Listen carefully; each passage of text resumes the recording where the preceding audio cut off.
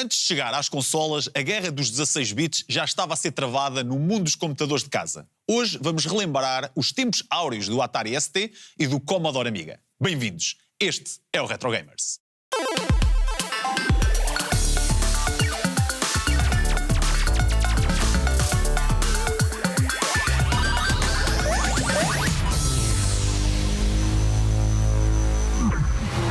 Entre a segunda metade da década de 80 e o início dos anos 90, estas duas famílias de computadores não só deixaram um grande legado no mundo dos videojogos, como trouxeram ferramentas de trabalho inovadoras para as áreas de som e imagem.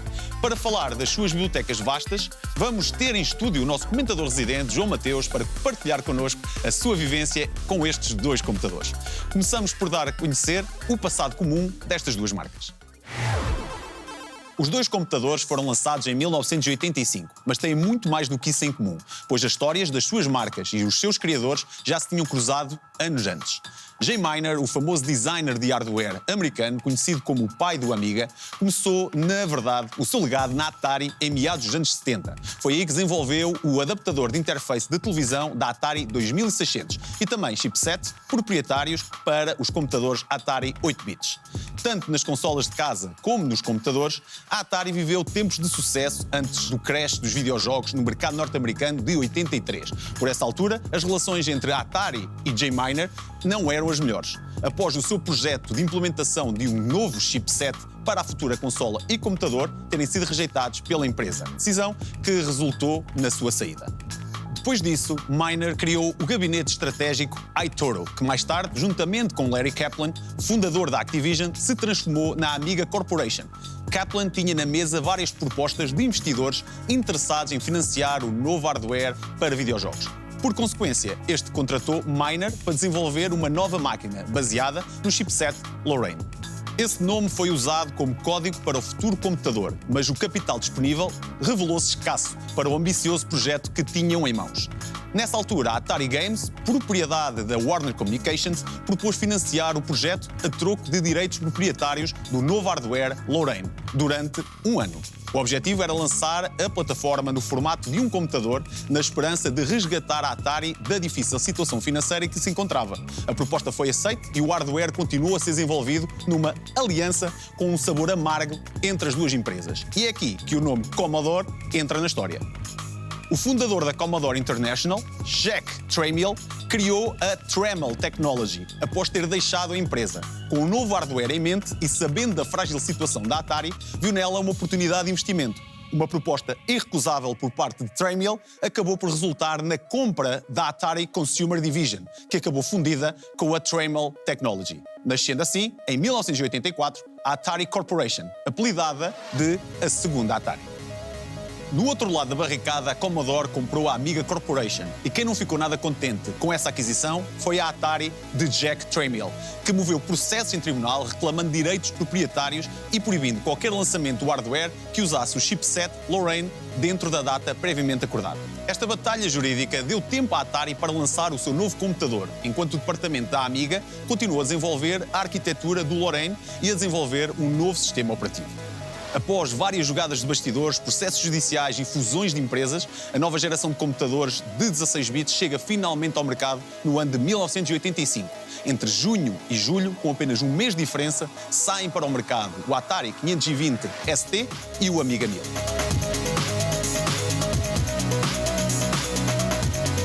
Foram várias as revisões de hardware destes computadores ao longo dos anos que se seguiram. Fiquemos com alguns dos modelos mais marcantes.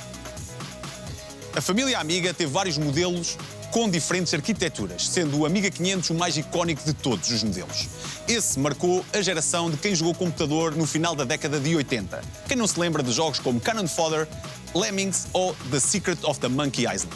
As variantes Amiga 500+, e o Amiga 1200, já lançados nos anos 90, eram as versões melhoradas com mais memória RAM e sistemas operativos optimizados.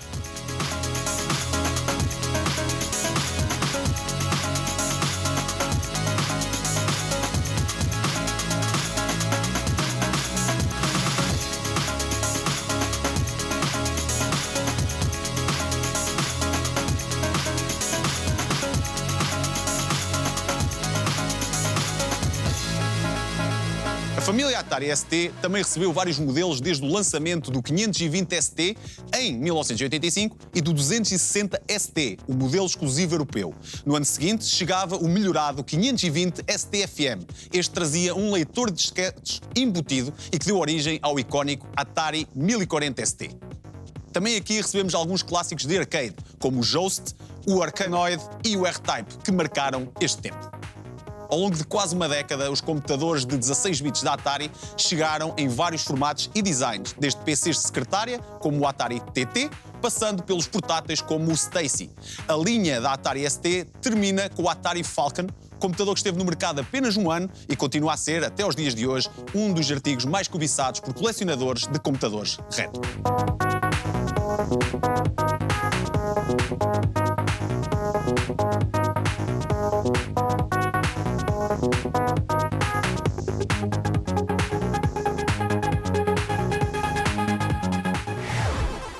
Para me ajudar a relembrar alguns dos títulos que marcaram estas bibliotecas, tenho comigo aqui o nosso comentador, João Mateus. João, saudações, Marco. Bem-vindo aqui. Isto foi um salto tecnológico enorme nestes computadores, não é? Não, exatamente, e é engraçado se nós abordarmos isto, lá está com uma guerra dos 16 bits nos computadores. Foi uma guerra muito diferente da guerra das consolas que foi vivida uns 5, 6 anos mais tarde, não é? Porque aqui aconteceu tudo nos bastidores. Exatamente, foi uma guerra da indústria, basicamente, em vez de ser do lado do consumidor, era quase uma guerra do lado de quem modo estava... stealth, quase. Exatamente. Se calhar na altura, estas pessoas que estavam, ou seja, as pessoas que usufruíam deste tipo de equipamentos, nem estavam muito a par da guerra que estava a acontecer. Não, exatamente. E quando estas máquinas chegam ao mercado, realmente foi aquele salto enorme, porque estamos a falar no ano de 85, 86, ou seja, a maior parte dos jogos ou eram jogados em arcades e o pessoal, o acesso que tinha a eles era nas arcades, não era em casa, mas em casa a maior parte do pessoal estava a jogar ou com computadores de 8 bits ou com as primeiras consolas da terceira geração de 8 bits também. E quando chega... Exato. Quando isto chegou foi uma enorme... Exato, sim. Isto eram duas máquinas potentíssimas, não é? Sim, hoje em dia olhamos, temos um telemóvel mais potente que isto, mas na altura isto era sim, incrível. Sim, sim. E muitos jogos chegaram ao mercado nesta altura que acabaram por irem até quase aos dias de hoje. Exatamente, e foram casas de portes muito bons de arcades. Lá está, há aquela quase guerra entre os fãs, porque certos dizem que certos jogos correm melhor no Atari ST, outros correm melhor no Commodore Amiga, mas teve alguns exclusivos também. Temporariamente, por exemplo, o Amiga teve o Lemmings, acho que toda a gente conhece o Lemmings, não é? Começou no Amiga. Aliás, o engraçado nisto é que nesta altura andavam a semear muitas... Falaste do Lemmings. O Lemmings dá origem a muitos jogos hoje em dia, não é? O Worms vem do Lemmings, sim, uma carrada deles que nós podemos estar aqui a falar. Mas o que tu estavas a falar e bem é que foi aqui os primeiros passos de realmente ter uma sensação mais arcade em casa. Sim, tivemos jogos como o R-Type, que saiu em tudo o que é sistemas, teve um porte muito bom em ambas estas plataformas. Tivemos, por exemplo, no Atari ST, tivemos duas versões clássicas da Sega muito interessantes, o Golden Axe e o Space Harrier, que saíram no Atari ST. Queria destacar aqui um jogo, não sei se conheces, que é o Shadow of the Beast. Sim, eu tenho uma relação amor-ódio com aquele jogo, porque eu tenho a versão Master System, que a malta que está a ver lá em casa é péssima. Mas é daqueles jogos, é tão mau, mas que é bom ao mesmo tempo. Mau que é bom. Mas a versão da Atari ST é espetacular, é muito fixe. E tu achas que nesta altura, principalmente a nível dos controles, estas consolas eram um pouco diferentes? Nós, por exemplo, nas arcades e nas consolas que tínhamos, estávamos habituados a jogar com comando. Exato. E aqui, muitas vezes, tínhamos de jogar mesmo com o teclado. Isso. Exatamente. Não, o teclado, o rato também, mas tinhas periféricos, tinhas alguns comandos também, tinhas joysticks. Portanto, já dessa altura, hoje em dia costuma-se dizer que os computadores eram a master race, não é? Porque tecnicamente podes jogar como quiseres. Na altura já era um bocado assim, se formos a ver. E outra coisa que eu acho também engraçada e que as pessoas se calhar não têm noção é que isto basicamente, na altura, não era simplesmente pôr ali o jogo com um cartridge e jogá-lo. Tínhamos as floppy disks, não é? Que eu ainda apanhei. Atenção, eu não cresci com estas duas plataformas, ainda apanhei os floppy disks. O problema dos floppy disks nos dias de hoje é que, assim, os cartuchos duram uma vida, literalmente. Aquilo sobrevive a uma guerra nuclear, enquanto que os floppy disks... Há uma probabilidade muito grande, mesmo tu encontrar jogos para estas plataformas selados, há a probabilidade dos jogos não funcionarem. Exatamente. Porque era uma mídia muito sensível, digamos assim, e que não envelheceu, por alguma razão já não está entre nós. Exatamente. Mas em termos de colecionismo, as versões Big Box destes computadores são lindíssimas. E o que é que tu achas que na altura uma pessoa que ia comprar isto, como é que decidia qual é que ia comprar? Para já tinhas de ter dinheiro. Tinhas de ter dinheiro, mas eu diria que se estivesse aqui na Europa, quase todo o pessoal ia pelo Commodore. O Atari ST teve mais sucesso nos Estados Unidos. Mas eu acho que acima de tudo era a base também de um pouco mais consolas, a convivência com quem te davas, as revistas também que na altura que promoviam estes dois sistemas, mas eu acho que também dependia um pouco daquilo que tu querias, não é? Estamos a falar de computadores, não estamos a falar de consolas.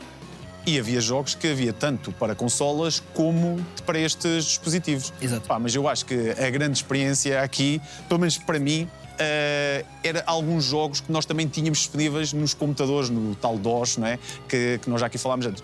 E eu tenho aqui de destacar pessoalmente 2 jogos da Atari que eu acho engraçadíssimos. O primeiro é o Alien Fang, que basicamente é um porte bem banhoso do Alien Bread, que é dos meus jogos. Tipo, eu lembro-me perfeitamente de ir para a casa de amigos só para jogar este jogo. Outro jogo que eu não sei se vais chegar lá, qual é o clone, chama-se Super Stereo Land. Super Stereo Land. Faz-me lembrar qualquer coisa. É capaz de me fazer lembrar qualquer coisa. E isto era a experiência na altura. Ou seja, ok, eles lançaram isto, nós não temos. Vamos inventar um nome diferente. Tipo, as pessoas vão relacionar, obviamente, que é o mesmo, mas com Exato. um nome. Deixa-me só fazer aqui um pouco advogado do diabo das consoles e das arcades. Street Fighter, toda a gente conhece o Street Fighter, certo? Como é que aquele jogo pode dar errado, não é? Exato. Joguem a versão da Atari ST. Horrível. Aquilo é péssimo. Horrível. É péssimo. O da Amiga não é mau. Mas a Amiga, a Amiga tinha 2 coisas para mim que eram incríveis. Double Dragon. O Double Dragon da Amiga foi a minha primeira experiência com o Double Dragon. Blues Brothers, um dos melhores jogos de plataformas. E se vocês virem ainda hoje, é incrível. E o Fox. Exato. Outro jogo muito bom também do lado da Atari ST é o Stormlord, que é um jogo que eu joguei no ZX Spectrum, que eu tenho a minha coleção, mas a versão 16 bits da Atari ST é lindíssima, é brutal. Era muito bom na altura ver esta evolução, ainda por cima nos computadores, em vez de estarmos a chatear os pais para não poderem usar a televisão na sala. Claro. João, muito obrigado pela tua presença aqui. Obrigado, Marco. Ficamos de seguida com mais alguns jogos que marcaram o legado destes computadores. Ambos os computadores receberam muitos clássicos de arcade e franquias clássicas da época. No entanto, as versões divergiam na performance em ambas as máquinas. Uns jogadores alegam que certos jogos correm melhor no Atari ST, outros que correm melhor no Amiga. Aqui ficam algumas comparações lado a lado. Double Dragon.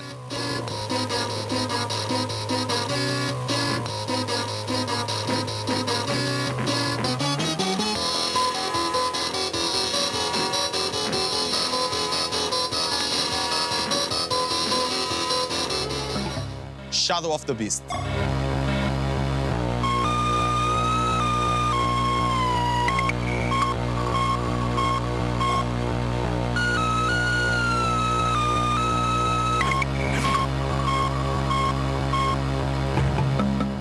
Prince of Persia.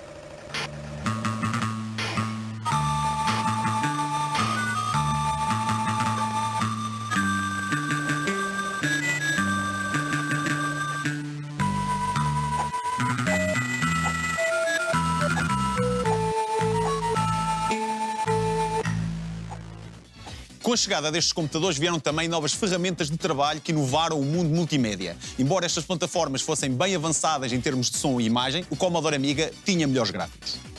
A segunda metade dos anos 80 conheceu o boom da subcultura demoscene, uma vertente artística produzida em computadores que consistia em pequenas apresentações audiovisuais em formato digital, sendo que muitas delas vieram mais tarde a influenciar o que chamamos de hoje de cutscenes.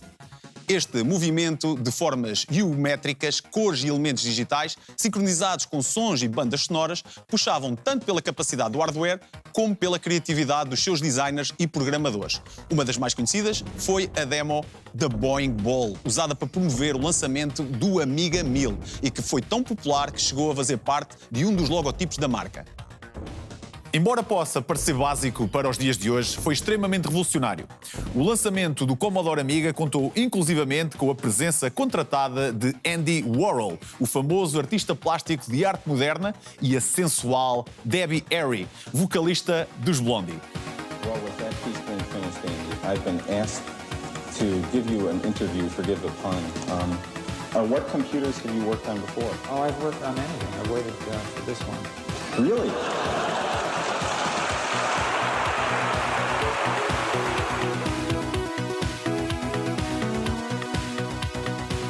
O Amiga foi usado até meados dos anos 90 em vários projetos multimédia, desde a criação de separadores televisivos, animações e até mesmo efeitos especiais. O Atari ST teve vários softwares de imagem, apesar de inferiores em termos gráficos, ficou conhecido como uma das ferramentas de trabalho mais importantes na área da produção musical. O Atari ST vinha com portos MIDI de fábrica. Para quem não conhece, MIDI, ou Musical Instrument Digital Interface, é um protocolo de linguagem musical que permite a utilização de instrumentos virtuais através de VSTs. Virtual Studio Technology. Este padrão é usado ainda hoje por músicos, compositores e bandas dos mais diversos estilos musicais. Com a chegada do Atari ST, esta tecnologia ficou mais acessível, tanto para os estúdios de gravação como para os músicos amadores, principalmente na área da música eletrónica. Nomes como Mike Oldfield, Scooter, Tangerine Dream e Fatboy Slim são exemplos de artistas que produziram muitos dos seus êxitos neste tipo de computadores. Softwares populares como o Cubase e o Logic tiveram origem no Atari ST. Estes programas conhecidos como DAWs, Digital Audio Workstations, continuam ainda a ser usada em estúdios caseiros e profissionais nos dias de hoje, com versões modernas para os sistemas operativos atuais. Voltamos então aqui à conversa com o João.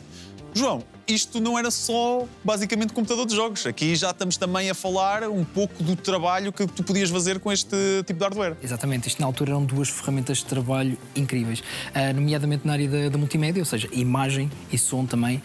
Aqui destaco o Commodore Amiga mais para a área da edição de imagem, etc. Houve alguns separadores e anúncios de televisão que foram feitos em Commodore Amiga, toda aquela cena da demo scene, não é? Que era quase uma forma de arte, não é? Abstrata, completamente digital, muito psicadélica, foi muito popularizada no Commodore Amiga. E tu achas que isto teria a ver também com o preço que isto tinha em relação aos computadores com um hardware assim, todo XPTO? Sim, claro que sim. É assim, estas máquinas não foram, digamos, forçadas como máquinas de jogos, não é? Isto eram ferramentas de trabalho, multiuso, não é? Obviamente ficaram popularizadas porque a malta queria jogar, não é? Exato.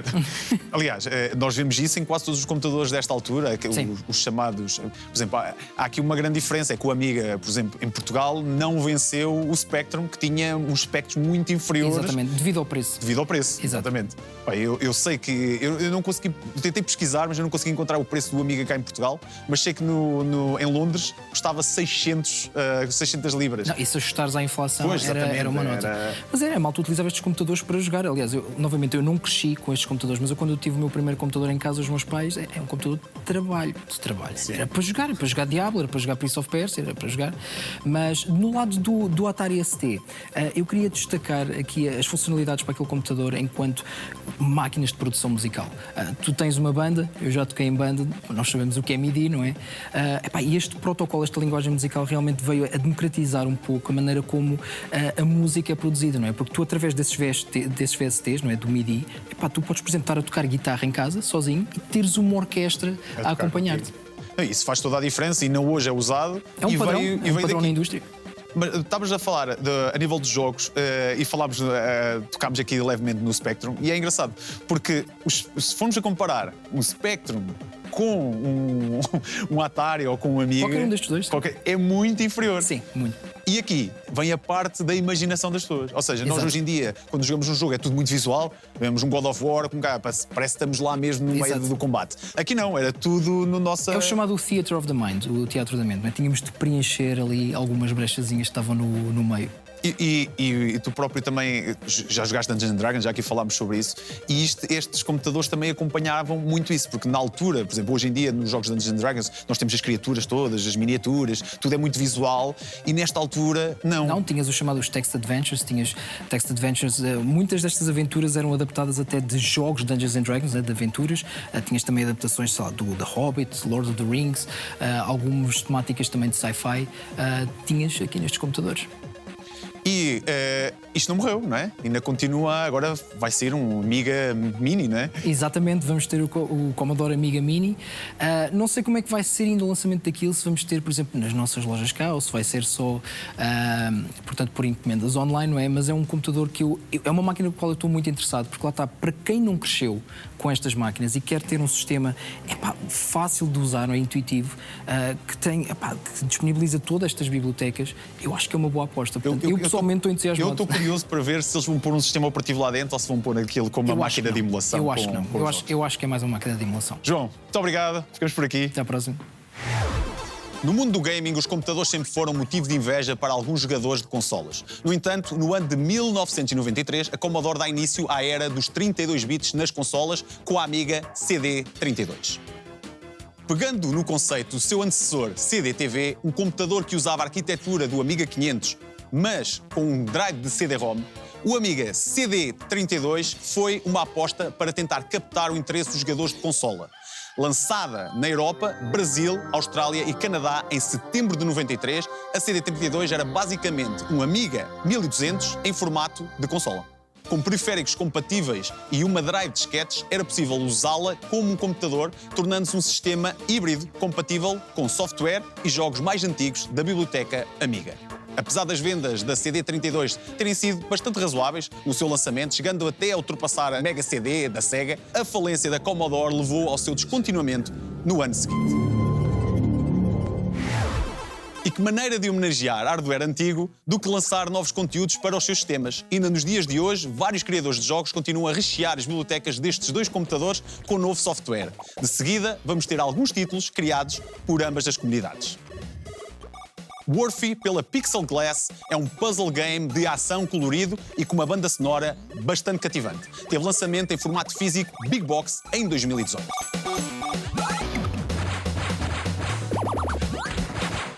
Para além dos jogos com código de raiz, também nos chegam novas versões de clássicos memoráveis. Um exemplo disso é a nova versão de Rygar the Legendary Warrior para o Amiga, lançada em formato físico também por Gran Koei.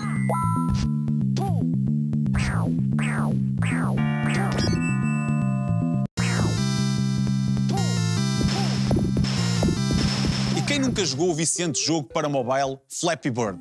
Pois bem, em 2014, o Atari ST recebeu um port do mesmo, apenas um ano depois de ter sido lançado para iOS e Android. Ao que parece, o Mario não é o único analisador do gaming. Já ouviram falar do Crash Plumber? Esta é uma adaptação com uma boa dose de sátira do clássico Donkey Kong para Atari ST. Foi lançada em 2016 pela Cerebral Vortex Software Development.